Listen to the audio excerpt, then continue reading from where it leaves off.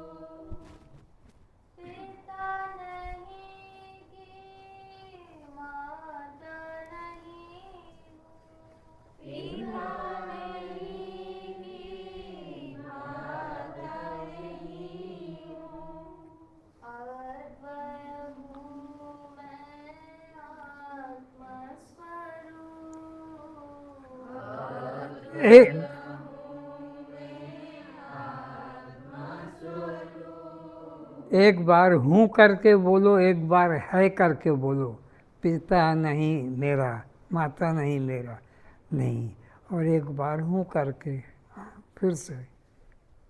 पिता नहीं कि माता नहीं है, पिता नहीं कि माता नहीं है। अद्वय हूँ मैं आत्मस्वरूप, अद्वय हूँ मैं आत्मस्वरूप। पति नहीं कि पत्नी नहीं हूँ, पति नहीं कि पत्नी नहीं हूँ।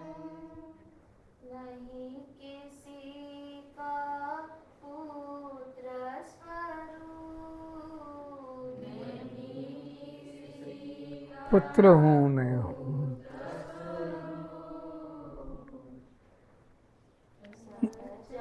सहजानंदी शुद्ध स्वरूपी, अविनाशी में आत्मस्वरूप। नहीं मैं बालक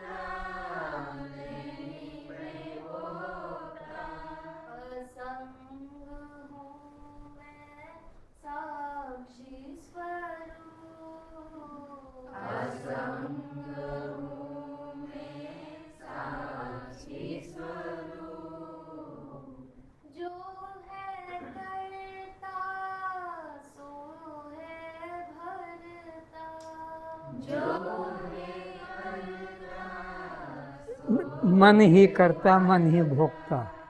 मन ही करता मन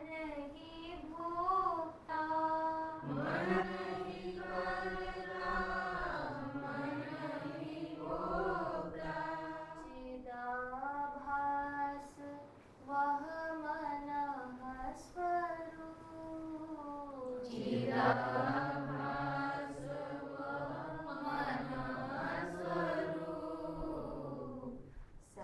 सहजानंदी शुद्ध स्वरूपी अविनाशी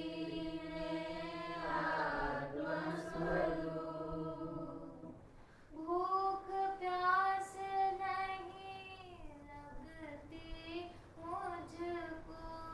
भूख प्यास नहीं लगती मुझको। यह तो है सब प्राण स्वरूप। यह तो है सब प्राण स्वरूप। नहीं मैं जागृत नहीं मैं स्वप्न। नहीं मैं जागृत नहीं मैं स्वप्न। नहीं सुषुप्ति तुरिया हूँ। नहीं सुषुप्ति तुरिया सहजानंदी शुद्ध स्वरूपी अविनाशी में आत्मस्वरूप। नहीं मैं स्थूल नहीं मैं सूक्ष्म। नहीं मैं स्थूल नहीं मैं सूक्ष्म। कारण नहीं अकारण हूँ। कारण नहीं अकारण हूँ। कहे शांता गुरु कृपा से। कहे शांता गुरु कृपा से। मैं तो हूँ एक ब्रह्म स्वरूप। मैं तो हूँ एक ब्रह्म स्वरूप। सहजानंदी शुद्ध स्वरूपी अविनाशी में आत्मस्वरूप। देह मरे पर मैं नहीं मरता। अजर अमर मैं आत्मा हूँ। सहजानंदी शुद्ध स्वरूपी अविनाशी में आत्मस्वरूप। अविनाशी में आत्मस्वरूप। बोलो सद्गुरु भगवान की।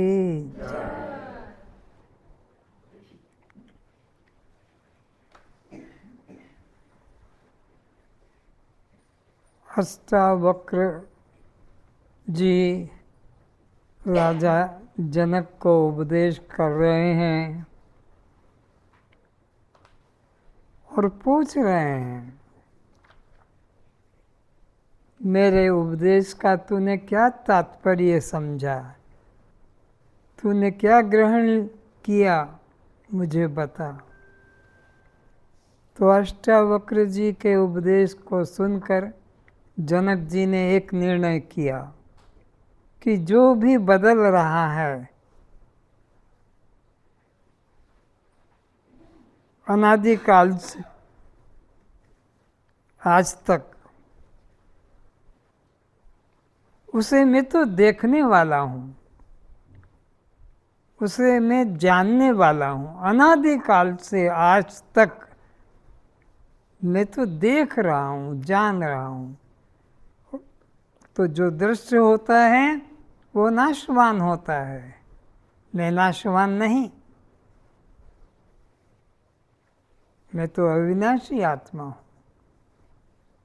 इस तरह का अपना अनुभव प्रकट किया और श्रोताओं को भी यही निश्चय करना है कि जो कुछ दैनिक जीवन में सुबह बिस्तर छोड़ने से बिस्तर पर रात्रि को पहुंचने तक जो कुछ भी हो रहा है, जिसके द्वारा हो रहा है, वह दृश्य शरीर में नहीं। वह दृश्य शरीर में नहीं हूँ, मैं तो दृष्टा आत्मा हूँ। जिस क्षण ऐसा निश्चय करेंगे उसी क्षण मुक्त हैं। मुक्ति साधन साध्य पदार्थ नहीं है। जगत के पदार्थ साधन साध्य हैं और जो साधन साध्य होता है वो नष्ट हो जाता है, वो नाशवान होता है, इसलिए जगत नाशवान है। लेकिन मैं तो अविनाशी आत्मा हूँ। मेरा जन्म नहीं, मेरी मृत्यु भी नहीं। जिसका जन्म है वो शरीर है, जिसकी मृत्यु है वो शरीर है, जिसके पिता माता वो शरीर है। शरीर के पिता माता हैं, मेरा कोई पिता नहीं, मेरी कोई माता नहीं, मेरा कोई पुत्र नहीं, मेरी कोई पुत्री नहीं, मेरे कोई संबंधी नहीं। मैं अद्वय आत्मा, अखंड आत्मा, आनंद स्वरूप आत्मा हूँ। ऐसा मन में निश्चय श्रोताओं को करना ही चाहिए, तभी उनका कथा श्रवण करना सार्थक होगा। केवल शब्दों को सुन लिया वह सार्थकता नहीं है। आगे कहते हैं, जिस ज्ञानी का चित्त अज्ञानी की तरह संकल्प विकल्प रूपी चेष्टा करने में प्रवृत्त नहीं होता। फिर से, जिस ज्ञानी का चित्त अज्ञानी की तरह संकल्प विकल्प रूपी चेष्टा करने में प्रवृत्त नहीं होता है। अज्ञानी का चित्त संकल्प विकल्प करता रहता है, पर ज्ञानी का चित्त संकल्प विकल्प नहीं करता है। किंतु वह चित्त के चंचल, निश्चल और शुद्ध होने का अपने को साक्षी आत्मभाव में स्थित देखता है। और ज्ञानी अपने को चित्त के चंचल होने को, शांत होने को, स्थिर होने को देखता रहता है। मैं चंचल हूँ, मैं शांत हूँ, ऐसा विचार न करके वह चित्त के चंचल शांत अवस्थाओं का साक्षी बना रहता है। ज्ञानी चित्त के धर्म को अपना नहीं मानता है। अज्ञानी देह के धर्म को अपना धर्म मानता है। देह बड़ा तो मैं बड़ा, देह छोटा तो मैं छोटा, देह लंबा तो मैं लंबा, देह नाटा तो मैं नाटा, देह गोरा तो मैं गोरा, देह काला तो मैं काला, देह स्त्री तो मैं स्त्री, देह पुरुष तो मैं पुरुष। ये देह के धर्म को अज्ञानी अपना मानता है, प्राण के धर्म को अज्ञानी अपना मानता है, ज्ञानेंद्रियों के धर्म को अज्ञानी अपना मानता है, कर्मेंद्रियों के धर्म को अज्ञानी अपना मानता है, अंतःकरण के धर्मों को, मन बुद्धि चित्त अहंकार को अपना मानता है, मन के बंधन को अपना मानता है, मन के सुख दुख को अपना मानता है, प्राणों की भूख प्यास को अपना मानता है, देह के जन्म मरण को अज्ञानी अपना मानता है, पर ज्ञानी समस्त दृश्य इंद्रियों से, कर्मों से अपने को केवल साक्षी जानता है। ज्ञानी चित्त के धर्म को अपना नहीं मानता है, इसलिए अपने निजानंद में शांत व मस्त रहता है। अज्ञानी चित्त के धर्म को अपना मानकर दुखी होता रहता है, लेकिन ज्ञानी चित्त के धर्म को अपना नहीं मानता और आनंद में ही स्थित रहता है। जिस ज्ञानी का चित्त संकल्प विकल्प रूपी चेष्टा करने में प्रवृत्त नहीं होता है, वह चित्त के निश्चल और शुद्ध होने से अपने स्वरूप में स्थित होता है।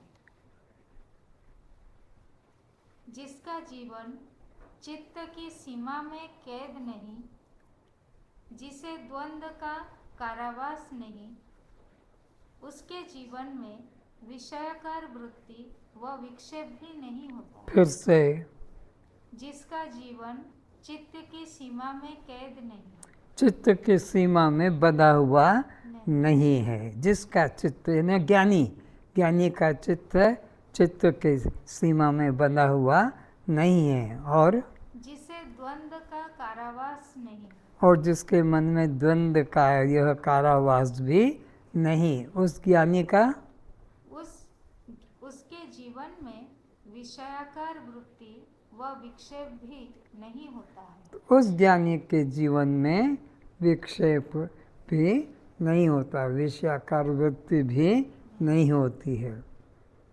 कारण यह है कि जहाँ चित्त ही चैतन्य बन जाता है, वहाँ ज्ञानी का चित्त ही चैतन्य बन जाता है, वहाँ विषय वासना नहीं हो सकती। फिर वहाँ विषय वासना कैसे हो सकती है?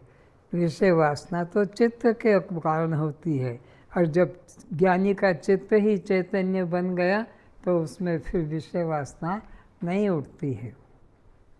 विषय वासना के अभाव में चित्त की चंचलता और विक्षेप नहीं हो सकते।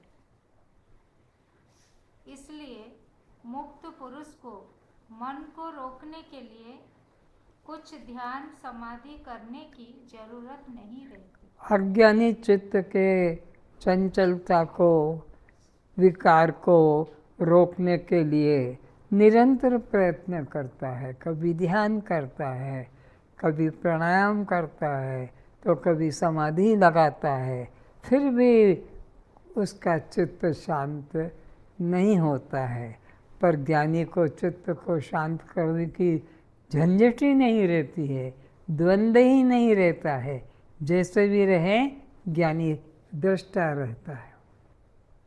अज्ञान निद्रा से जागने हेतु साधक को प्रारंभिक अवस्था में ध्यान प्रयत्न रूप है। मुक्त पुरुष तो पहले से ही जागा हुआ है, तभी तो उसे अपने स्वरूप का बोध जागृत हुआ है। जब से ज्ञानी को अपने आत्म स्वरूप का बोध जग गया है, तब से वह मन को कंट्रोल करने के लिए साधन करने की उसको आवश्यकता नहीं रहती है। अज्ञानी मन को रोकने के लिए साधन करता है। ज्ञानी ने तो जब से अपने को आत्म जाना है, वो मन की चिंता से मुक्त हो गया है। ध्यान बिना ध्यानस्थ हो जाना अष्टावक्र जी के उपदेशों का यही चमत्कार है। ध्यान के बिना ध्यानस्थ हो जाना, अज्ञानी चेष्टा करता तब भी वो ध्यान नहीं कर पाता, ध्यान में उतर नहीं पाता। पर ज्ञानी का यह चमत्कार है कि वो गुरु का उपदेश सुनते ही उसका मन ध्यानस्थ हो जाता है, बिना ध्यान के। ध्यान बिना ही सहजता से स्वरूप में जो चित्त ध्यानस्थ है, फिर ध्यानाग्नि प्रक्रिया का क्या उपयोग? जब वह ज्ञानी बिना अभ्यास के ध्यानस्थ है तो फिर ध्यान करने की झंझट में क्यों फंसेगा?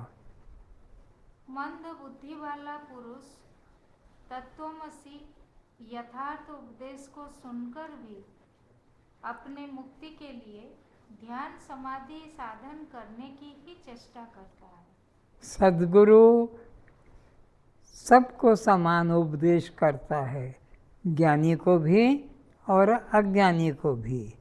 अज्ञानी को भी कहता है तत्वमसि, वह तू ही है जिसे पाना चाहता है, लेकिन फिर भी वह अज्ञानी उस तत्वमसि महावाक्य को अपने कल्याण में स्वीकार नहीं करता, बल्कि अपने मन को रोकने के लिए मंत्र माला ध्यान समाधि आदि साधन में लगा रहता है। जबकि गुरु कहता है समान रूप से कि वह तू ही है, निश्चय कर, पर वो निश्चय नहीं कर पाता है और अपने को बंधा मानकर उसे मुक्त होने के लिए साधन करता है, जिससे उसे विक्षेप व बंधन की ही प्राप्ति होती है। तो जितना वो साधन करेगा उससे उसको विक्षेप की ही प्राप्ति होती है, बंधन की ही उसको दृढ़ता होती है। मूढ़ता प्राप्नोति, आत्मा प्रत्येक व्यक्ति का नित्य सिद्ध प्राप्त स्वरूप है। ये सुन लो, अच्छे से सुन लो, फिर से सुन लो, ज्ञानी हो कि अज्ञानी हो, सबका आत्मा मुक्त है, नित्य मुक्त है, बिना गुरु के बिना साधन के सबका। लेकिन देह को मैं करके जिन्होंने माना है उन्हीं को बंधन का भ्रम होता है और वही फिर गुरु को खोजकर उस अज्ञानता से मुक्त होते हैं। लेकिन बिना गुरु के भी सबका आत्मा नित्य मुक्त है। आत्मा प्रत्येक व्यक्ति का नित्य सिद्ध प्राप्त स्वरूप है, जो किसी क्रिया कर्म साधना का फल नहीं है। मुक्ति किसी कर्म का साधना का फल नहीं है, वो आत्मा का स्वभाव है। कैसा स्वभाव है? जैसे अग्नि में उष्णता, तो ये उसका सहज स्वभाव है। कोई साधन करके अग्नि को गर्म नहीं किया जाता है, बर्फ को कोई साधन करके ठंडा नहीं किया जाता है, शक्कर को गुड़ को कोई साधन करके मधुर नहीं करना पड़ता है, नीम को कोई साधन करके कड़वा नहीं बनाना पड़ता है, आत्मा को कोई साधन करके मुक्त करना नहीं पड़ता। आत्मा का सहज स्वभाव मुक्त ही होता है। ऐसा शास्त्र से यथार्थ तत्वोपदेश श्रवण कर भी कोई यह विचारे कि मैं कैसे मुक्त हो सकूंगा। ऐसा सुन लिया कि आत्मा का सहज स्वभाव मुक्त है और फिर भी सोचे कि मैं कैसे मुक्त होऊंगा, मेरी आत्मा कैसे मुक्त होगी, तो वो मूढ़ ही है, वो कुछ समझ नहीं पाया है। मैं आत्मा को, चैतन्य को कब, कहाँ व कैसे प्राप्त कर सकूंगा? जबकि गुरु ने कहा वह तू ही है, और फिर भी कहता है कि मैं आत्मा को कहाँ प्राप्त कर सकूंगा, आत्मा मुझे कहाँ मिलेगी, ऐसा वह अज्ञानी सोचता रहता है। ऐसा मन में विपर्य बुद्धि करके यह विभिन्न कर्म साधन को अपनाता है एवं दुख को प्राप्त होता है। तो कर्म दुख का कारण है, यह स्पष्ट हो गया। वो जितना जितना कर्म करता है वो दुख को ही प्राप्त होता है। विमूढ़ा नानु पश्यन्ति पश्यन्ति ज्ञान चक्षुषा। उस परमात्मा वस्तु को मूढ़ लोग, मूर्ख लोग, अज्ञानी लोग नहीं पाएंगे, ज्ञानी ही उस आत्मा को, परमात्मा को मैं करके जानेंगे। जड़ चेतन दृश्य दृष्टा अनात्मा आत्मा के भेद न जानने वाले मूढ़ लोग इस देह में स्थित दृष्टा साक्षी चेतन आत्मा मैं हूँ, इस प्रकार ना जानने वाले बहुत प्रकार के जप तप योग यज्ञ पूजा पाठ तीर्थ ध्यान आदि करने पर भी फिर से जड़ चेतन दृश्य दृष्टा अनात्मा आत्मा के भेद ना जानने वाले मूढ़ लोग, जिनको ऐसा बोध नहीं है कि जड़ क्या है, चेतन क्या है, दृश्य क्या है, दृष्टा क्या है, आत्मा क्या है, अनात्मा क्या है, शव क्या है, शिव क्या है, जिनको ऐसा विवेक नहीं है, ऐसे मूढ़ लोग ही इस देह में स्थित दृष्टा साक्षी चेतन आत्मा मैं हूँ, इस प्रकार ना जानने वाले बहुत प्रकार के जप तप तो मैं दृष्टा साक्षी आत्मा हूँ, इस प्रकार से न जानने वाला अज्ञानी ही फिर नाना मंत्र माला जप तप पूजा पाठ साधन में लगा रहता है और दुख ही पाता है। पूजा पाठ तीर्थ ध्यान आदि करने पर भी उन्हें अहं ब्रह्मास्मि मैं ब्रह्म हूँ ऐसा बोध जागृत नहीं हो पाता। मछली खोजे नीर को, कपड़ा खोजे शो, जीव खोजे ब्रह्म को, तीनों ऊत के ऊत। दृष्टांत दिया है संत ने कि मछली कहाँ रहती है, आकाश में कि पानी में, और वो पानी को खोज रही है कि पानी कहाँ मिलेगा, कहाँ मिलेगा, कहाँ जाऊँ। मछली खोजे नीर को। और कपड़ा किससे बना है, सूत से, और वो कपड़ा कहता है ये सूत कहाँ मिलेगा, कहाँ खोजूं। ये भी उसकी मूर्ता। इसी तरह जीव किससे है, ब्रह्म से है, और ये जीव खोज रहा है ब्रह्म कहाँ मिलेगा, कैसे मिलेगा। तीनों महामूर्ख है, उत के उत महामूर्ख है। कपड़ा खोजे सूत को, मछली खोजे नीर, जीव खोजे ब्रह्म को, तीनों उत के उत। तो आत्मा खोजने की वस्तु नहीं है। आत्मा के बिना तुम खोजोगे कैसे। मुर्दा किसी को पहचान पाएगा, मुर्दा निष्प्राण है, उसमें जीवन नहीं है। लेकिन तुम तो चैतन्य आत्मा हो और तुम कहते हो कि मैं आत्मा को कहाँ ढूंढूं, कहाँ मिलेगा।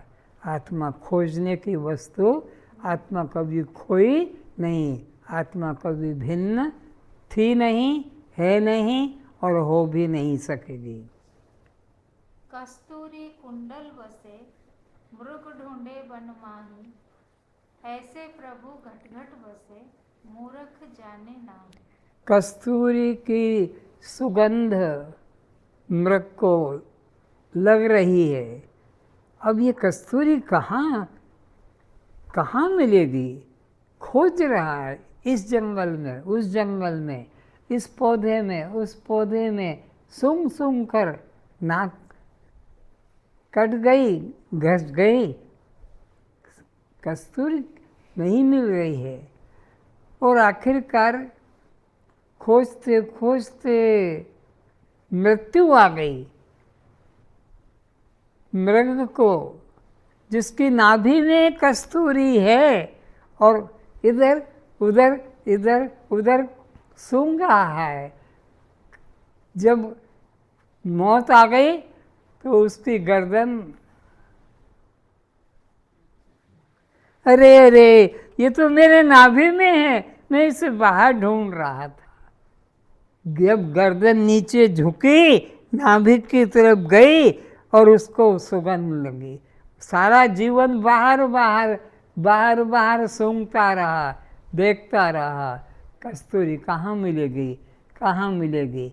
ऐसे ही सारा जीवन मंत्र माला पूजा पाठ, परमात्मा कब मिलेगा, कहाँ मिलेगा, कैसे मिलेगा करते करते, और जब अंत समय में मरने के पहले कहो कोई सद्गुरु मिल जाए और उससे पता लगे कि तत्वमसि, अरे जो मेरे ही स्वरूप है, मेरा ही स्वरूप है, और मैं उसे अन्य समझ के खोज रहा था।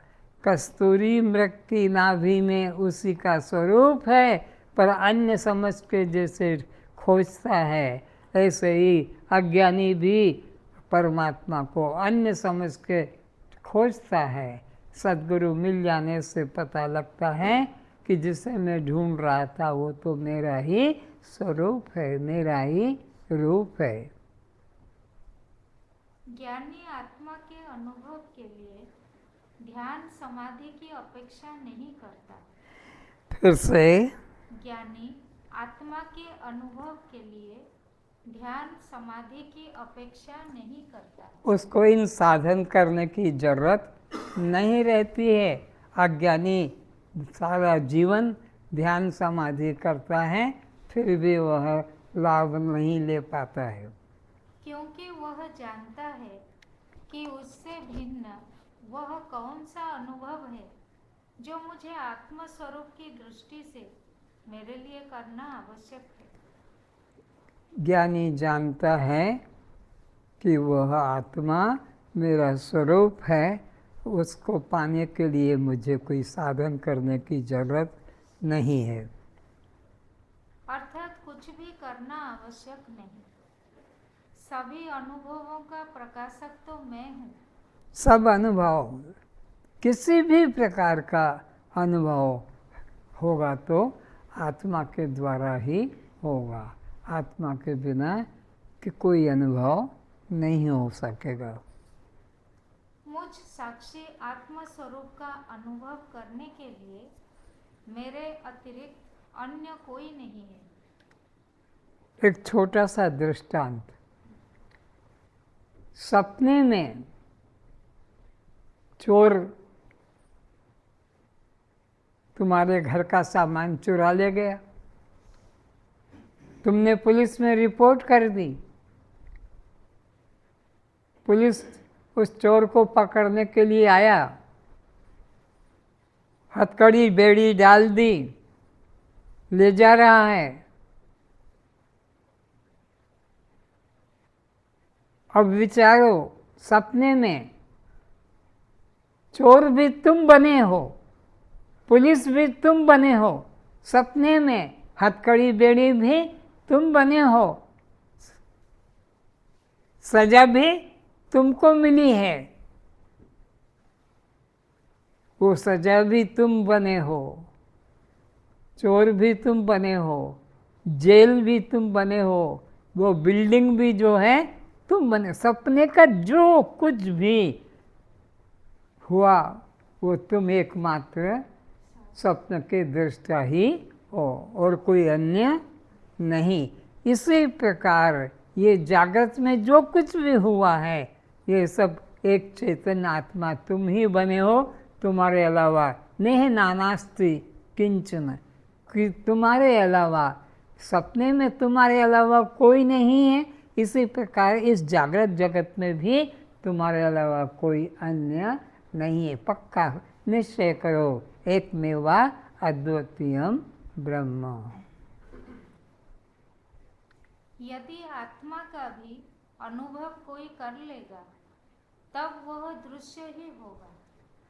अगर आत्मा अनुभव कर लिया, आत्मा तो सबका अनुभव करने वाला है, आत्मा किसी के अनुभव में आने वाला नहीं है। अगर आत्मा जैसे आँख से रूप देखा, ऐसे ही तुमने मन से आत्मा को देख लिया, तो आँख से रूप देखा तो वो दृश्य हो गई, वह जो रूप देखा वो दृश्य हो गया। तो आत्मा को भी अगर तुमने मन से देख लिया तो वो तो दृश्य हो जाएगी। आत्मा तो दृश्य नहीं, आत्मा तो दृष्टा, इसलिए वो किसी के अनुभव में आती, सबका अनुभव तो करती है पर किसी के अनुभव में आती नहीं। तो जो सबका अनुभव करने वाला है वो कभी अनुभव में आने वाला नहीं।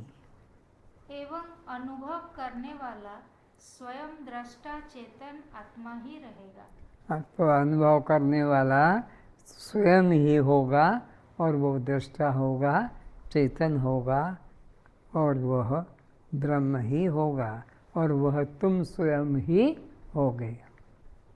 जिसका भी आत्मा द्वारा अनुभव किया जाता है वह पदार्थ दृश्य जड़ परिचिन्न होगा। ये नियम है, यत यत साध्यम तत् तत् अनित्यम। जो जो साधन करके प्राप्त होगा वो अनित्य होगा। जो भी साधन करके प्राप्त करो, स्वर्ग करो, वैकुंठ करो, कोई भगवान करो, कोई सिद्धि करो, वह जड़ होगा, वह नाशवान होगा। परमात्मा तो चैतन्य है, वह दृष्टा है, वह कभी दृश्य नहीं हो सकता है। फिर से जिसका भी आत्मा द्वारा अनुभव किया जाता है, जिसका भी तुम अनुभव कर लोगे कि मैंने ये अनुभव किया, तो फिर वो अनात्मा होगा, वो दृश्य होगा। वह पदार्थ दृश्य जड़ परिचिन्न होगा। जबकि आत्मा दृष्टा चेतन अपरिचिन्न और व्यापक है। आत्मा कैसा है? दृष्टा है, अपरिच्छिन्न है, चैतन्य है, शिव स्वरूप है। और जो अनुभव में आएगा वह तो परिच्छिन्न हो जाएगा, वो दृश्य हो जाएगा, वह जड़ शव हो जाएगा। आत्मा तो सच्चिदानंद तुम्हारा स्वभाव है, वो कभी अनुभव में आने वाला नहीं, सबका अनुभव करने वाला है। आत्मा तो नित्य अनुभव स्वरूप है। आत्मानुभूति के लिए भी ध्यान समाधि करना बंधन रूप ही है। तो जो लोग ध्यान में लगे हैं, घंटों घंटों बैठे हैं जड़ मूर्ति की तरह, बड़ा गर्व है कि मैं 2 घंटे बैठ जाता हूँ, मेरे को होश ही नहीं आता है, यह मूर्ता ही है। आत्मा तो जानने वाला है, चेतन तत्व है, वो जड़ पाषाण की तरह नहीं होता है। फिर से आत्मानुभूति के लिए ध्यान समाधि करना बंधन रूप ही है। ज्ञानी का यह दृढ़ निश्चय होता है कि मुझे जो कुछ करना था उसे मैंने कर लिया, जिसे जानना था उसे मैंने जान लिया। ज्ञानी का ये अनुभव होता है कि जो कुछ करना था वो मैंने कर लिया, जो कुछ जानना था उसे मैंने जान लिया, अब मेरे लिए जानने को करने को कुछ शेष नहीं रहा। ऐसी अपने अंदर पूर्णता का अनुभव होता है। किसको? ज्ञानी को।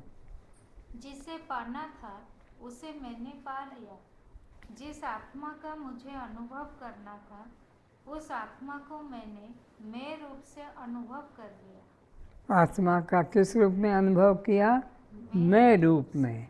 यह रूप में, वह रूप में नहीं, आत्मा मैं हूँ।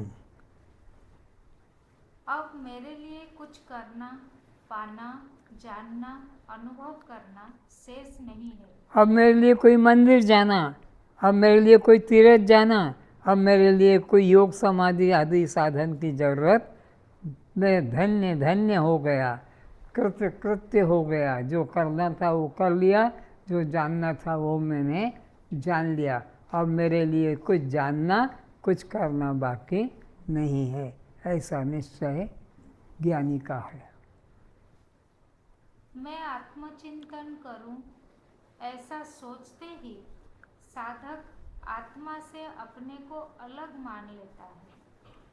फिर से मैं आत्मचिंतन करूं, ऐसा अगर कोई सोचता है कि मैं बैठूं आसन लगाकर, कमरा बंद करके और मैं आत्मा का ध्यान करूं, तो वह अपने को आत्मा से अलग ही कर लेता है, वह आत्म ध्यान नहीं होगा। तभी तो वह आत्मा का ध्यान चिंतन करने का विचार चेष्टा करता है। तभी तो वो सोचता है कि मैं अलग माना है अपने को, इसलिए वो ध्यान करने का साधन करने की चेष्टा करता है। कौन? अज्ञानी व्यक्ति। ज्ञानी व्यक्ति को ध्यान करना नहीं पड़ता, क्योंकि ध्यान तो ध्येय का, दूसरे का होता है। आत्मा तो दूसरा नहीं, आत्मा तो खुद अपना स्वरूप है। किंतु जिस ज्ञानी को यह निश्चय हो गया कि मैं आत्मा हूँ, सुन लो तुम ही लोग, हाँ क्या? जिस ज्ञानी को यह निश्चय हो गया कि मैं आत्मा हूँ, तब वह किसका चिंतन करेगा? अगर वो करता है तो फिर उसने अपने को आत्मा नहीं माना है, अनात्मा ही माना है। और अपने अलावा कोई का ध्यान करेगा तो वो अनात्मा हो जाएगा, क्योंकि आत्मा एक है। आत्मा तो दो, एक ध्यान करने वाला और एक ध्यान में आने वाला, दो हो जाएंगे, तो आत्मा का ध्यान नहीं होता है। क्या आत्मा दो है? जो एक चिंतन करेगा वह दूसरा ध्यान में प्रकट होगा? कभी नहीं। नहीं, मैं आत्मा हूँ यह चिंतन ही अनन्य चिंतन है। मैं आत्मा हूँ ये चिंतन ही अनन्य चिंतन है, अखंड चिंतन है, आत्मा चिंतन है। मैं आत्मा हूँ। मेरे लिए मेरा ही चिंतन करना पागलपन ही कहलाएगा। मैं मुझको जंगल में, पहाड़ों में खोज रहा हूँ। क्या खोज रहा हूँ? मैं मुझको खोज रहा हूँ जंगलों में, तीर्थों में। ये पागलपन ही तो होगा। खुद ही तो है और खुद ही कहता है कि मैं खुद को खोज रहा हूँ। परंतु बिना आत्मबोध हुए हर एक साधक को इस सहज निर्विकल्प ध्यान में श्रद्धा आस्था नहीं हो सकती।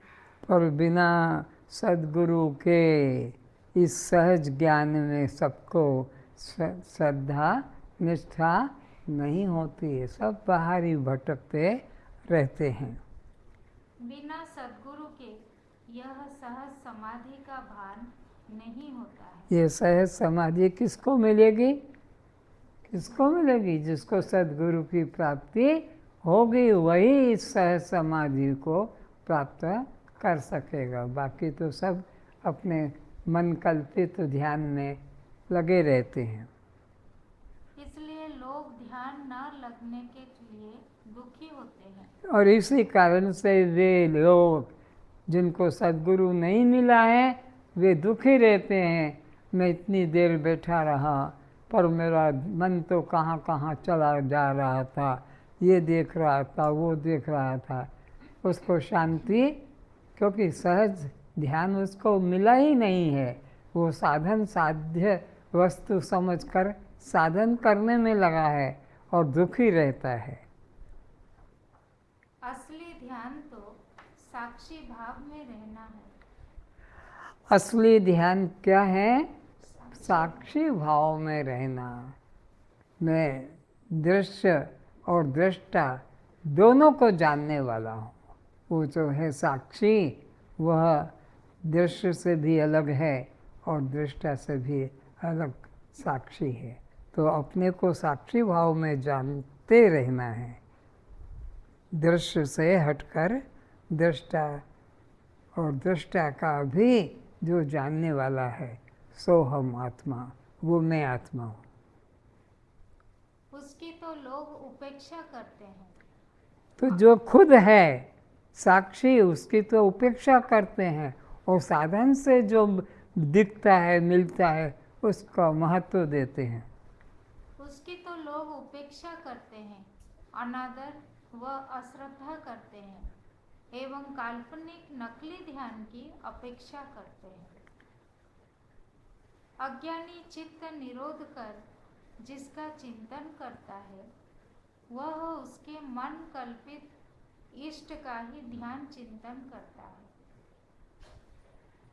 जब चित्त चंचल होगा, तब उसकी मान्यता कल्पना के भगवान भी अदृश्य हो जाएंगे। चित्त से जो चिंतन होगा वो चिंत्य का होगा, अचिंत्य का चिंतन कभी नहीं हो सकता। तो चित्त के द्वारा जिसका चिंतन किया जाता है, वो चिंत्य का ही चिंतन होता है, आत्मा तो अचिंत्य है, अचिंत्य का चिंतन चित्त से नहीं हो सकेगा। आत्मा अचिंत्य है, उसका चिंतन चित्त द्वारा नहीं हो सकेगा। अचिंत्य आत्मचिंतन के लिए चित्त के चंचल तथा शांत होने से कोई अंतर नहीं पड़ता। फिर से, अचिंत्य आत्मचिंतन के लिए चित्त के चंचल तथा शांत होने से कोई अंतर नहीं पड़ेगा। आत्मा के लिए चित्त चंचल रहे कि शांत रहे, इससे कुछ फर्क नहीं पड़ता है। आत्मा का चिंतन हर क्षण हर अवस्था में हो ही रहा है। ऐसा कोई क्षण नहीं जहाँ मैं ना हूँ, ऐसा कोई क्षण नहीं जहाँ जब मैं ना हूँ। मैं के बिना कोई क्षण की सिद्धि नहीं हो सकती है। एक पत्ता भी तुम्हारे बिना नहीं सिद्ध हो सकता है। एक मिट्टी का कण भी तुम्हारे बिना सिद्ध नहीं हो सकता है। तुम तो हर अवस्था में हो, हर समय हो, तुम्हारे बिना तो ये तुम्हारा नाखून है, इसका भी पता नहीं लगता है। नाखून का पता भी तुमको कब लगेगा? जब तुम होगे, नहीं तो पता नहीं लगेगा। तो आत्मा तुम्हारा नित्य सहज स्वभाव है। आत्मा का चिंतन हर क्षण हर अवस्था में हो ही रहा है। कीट से लेकर ब्रह्मा पर्यंत। किस रूप में हो रहा है? मैं रूप में। आत्मा का चिंतन हर क्षण किस रूप में हो रहा है? मैं रूप में। यह रूप में नहीं, मैं रूप में। यह तो तुमसे भिन्न हो जाता है। कीट से लेकर ब्रह्मा पर्यंत सभी के अपने अपने कार्य आत्म चेतना द्वारा ही होते रहते हैं, अर्थात मैं हूँ के भान द्वारा ही होते हैं। कोई भी काम करो पर मैं हूँ के भान से ही होता है। मैं हूँ का भान नहीं होगा तो कोई भी काम भी नहीं हो सकेगा। अपने आप को कुछ मानकर चिंतन करने बैठोगे तो कुछ न कुछ आसन, मुद्रा, प्राणायाम, ध्यान करना होगा। समय, दिशा का विचार करना होगा।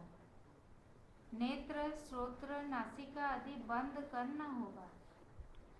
कोई जप माला की जरूरत होगी, किंतु आत्मा का चिंतन सहज सब समय। कुछ करना नहीं है, आत्मा का चिंतन सहज चल रहा है। लेकिन अनात्मा का चिंतन करोगे तो फिर उसके लिए आसन चाहिए, तुमको मुद्रा चाहिए, माला चाहिए, कोई साधन ढूंढना पड़ेगा। आत्मा का चिंतन के लिए कुछ साधन करने की जरूरत नहीं है। साधन से नहीं सिद्ध आत्मा, सहज स्वभाव है तुम्हारा, सहज सिद्ध तुम्हारा स्वभाव है। उसके लिए साधन करना नहीं पड़ता। आत्मा का चिंतन सहज सब समय मैं हूँ रूप में होता रहता है। तो मैं हूँ ये बोध किसको नहीं है? पागल को भी है, मूर्ख को भी है कि मैं हूँ, पर वो ये नहीं जानता कि मैं हूँ यही आत्मा है। वो जानता है आत्मा कुछ ऐसा भिन्न अन्य होगा और उसको मैं पाऊँगा, बस यही फर्क है। बाकी मैं हूँ आत्मा सबको सब समय हो रहा है। यही सहजानंद सहज समाधि है। आत्म तत्व समझे बिना ध्यान समाधि का साधन करना विक्षेप एवं बंधन को ही उत्पन्न करता है। फिर से, आत्म तत्व समझे बिना मैं हूँ यही आत्मा है, इसको बिना जाने और अगर कोई ध्यान साधन में लगा रहता है तो वह अनात्मा का ही चिंतन होगा। आत्म तत्व समझे बिना ध्यान समाधि का साधन करना विक्षेप एवं बंधन को ही उत्पन्न करता है। विवेक वैराग्य, षट संपत्ति सहित मुमुक्षुता जिसे होती है, वही वेदांत तत्वों के श्रवण मनन का अधिकारी होता है। ये जो साधन चतुष्ट कहा गया है, मोक्ष का अधिकारी कौन है? जो साधन चतुष्ट है, विवेक भी हो, वैराग्य भी हो, षट संपत्ति भी हो और मुमुक्षुता। ऐसा व्यक्ति ही फिर गुरु के निकट जाकर वेदांत तत्व का श्रवण मनन और निध्यासन करके और अहम ब्रह्मास्मि का अनुभव करता है। अगर वो साधन चतुष्ट विवेक ही नहीं है, उसको वैराग्य नहीं है जगत से और षट संपत्ति नहीं है, उसके शरीर के अंदर संयमता नहीं है, एकाग्रता नहीं है, तो मोक्ष की इच्छा कैसे हो सकेगी? जो चार साधन संपन्न होकर और गुरु के निकट जाता है और फिर जाकर वहाँ अपने स्वरूप का बोध उसको वेदांत तत्व के श्रवण मनन से हो जाता है। वह श्रवण द्वारा ही आत्म साक्षात्कार कर लेता है। कौन? जिसके पास में ये चार चीजें हो, विवेक भी हो, वैराग्य भी हो, षट संपत्ति भी हो और मुमुक्षुता भी हो, वह व्यक्ति ही गुरु के निकट जाकर वेदांत तत्व का श्रवण मनन निध्यासन करके मुक्ति का अनुभव कर पाता है। वह श्रवण द्वारा ही आत्म साक्षात्कार कर लेता है, क्योंकि आत्म स्वरूप में तो वह पूर्व से ही स्थित था। आत्मा तो पहले से ही है, मूर्ख को कहीं से लाना थोड़ी पड़ता है। आत्मा तो वो पहले से पर जानता नहीं था और इस चमड़े को, इस अधम को अपना रूप मानता था। आत्म स्वरूप में तो वह पूर्व से ही स्थित था, केवल उस ओर उसकी दृष्टि नहीं थी। अब वेदांत श्रवण द्वारा निष्ठा जागृत हो गई कि मैं ब्रह्म हूँ। स्वरूप में स्थिति होने के बाद यदि कोई ज्ञानी प्रारब्धवश पागल, भिखारी या मूढ़ की तरह बाहरी व्यवहार करे, तो भी मोक्ष स्वरूप में किंचित भी संदेह नहीं करना चाहिए। अगर कोई तत्वदर्शी मैं ब्रह्म हूँ, मैं आत्मा हूँ, ऐसा बोध जग गया और उसका प्रारब्ध से कोई ऐसा अनहोना काम हो जाए, अघटित घटना घट जाए, पागलपन, तब भी उसकी पूर्णता में कोई फर्क नहीं पड़ता, उसकी ब्रह्मता में कोई फर्क नहीं पड़ता है, क्योंकि भीतर से वह पूर्ण जागृत ही रहता है। ज्ञानी हमेशा अपने स्वरूप में ही जागृत रहता है, अतः उसकी किसी प्रकार हानि नहीं होती है। तो ज्ञानी के ज्ञान की हानि नहीं होती है। ज्ञानी का ज्ञान अखंड होता है।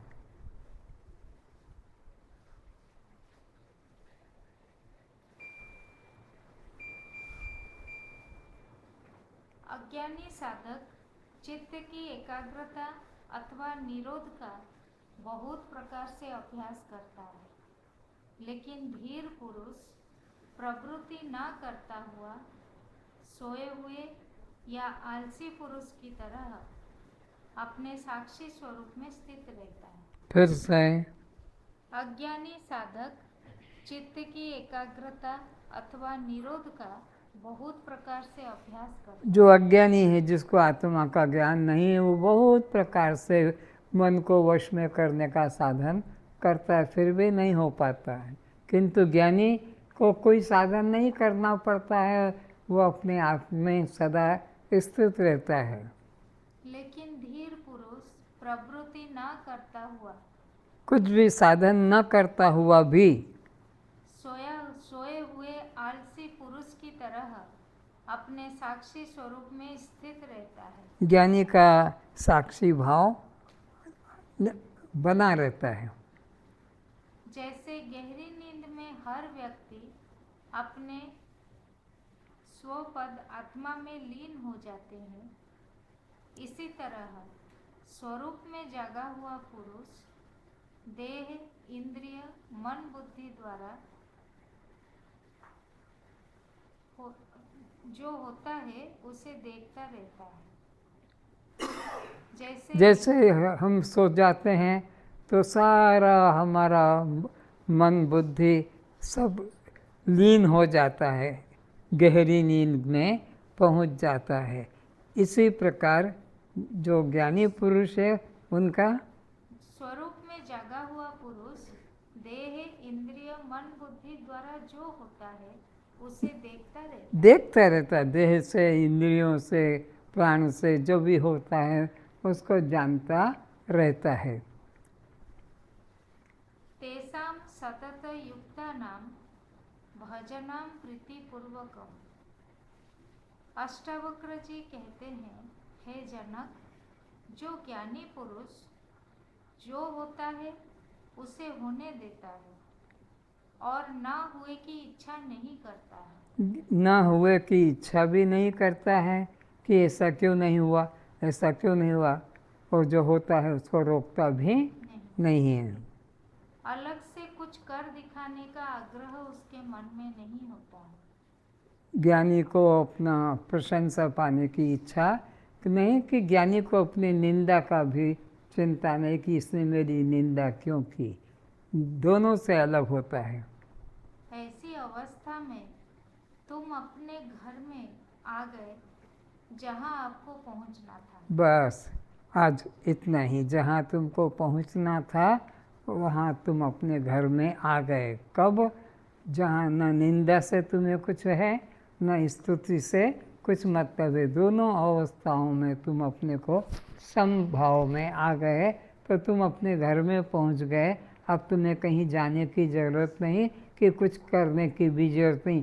पर कब? जब समभाव आ जाए, हानि में, लाभ में, मान में, अपमान में, सुख में, दुख में, निंदा में, स्तुति में, तो तुम अपने घर में आ गए। ओम शांति शांति शांति। शांति पाठ।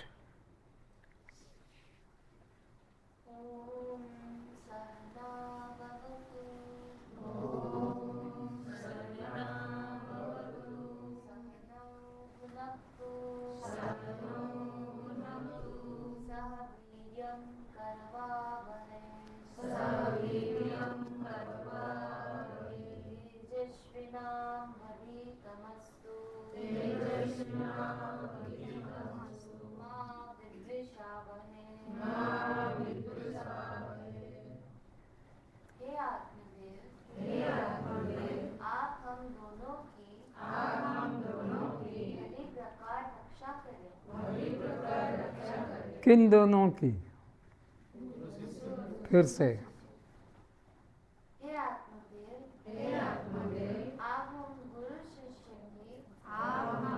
शिष्य की भली प्रकार रक्षा करें।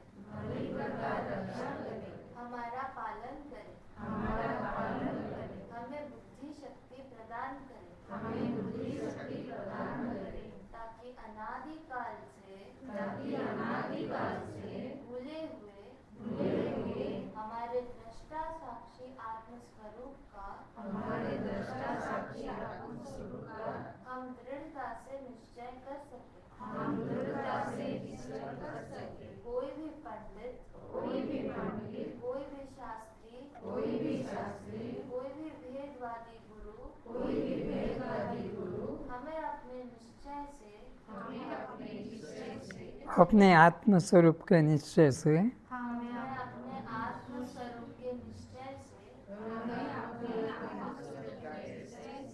विचलित ना कर सके। हम परस्पर निर्भय रहते हुए अपने दृष्टा साक्षी स्वरूप का बोध कर सके। ओम शांति शांति शांति। ओम शांति शांति शांति। अस्तु मा। असतो मा सद्गमय।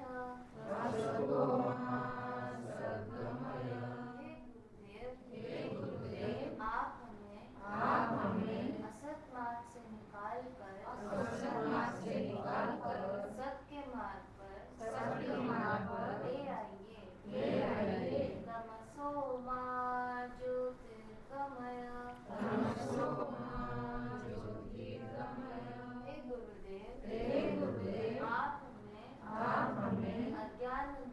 से हटाकर ज्ञान के प्रकाश में ले आइए। मृत्युर्मामृतं गमय।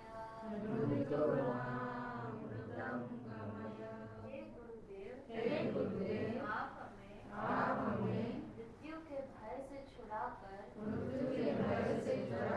अमृत आत्मा का अनुभव कराइए। ओम शांति शांति शांति। ओम शांति शांति। प्रसाद वितरण करें।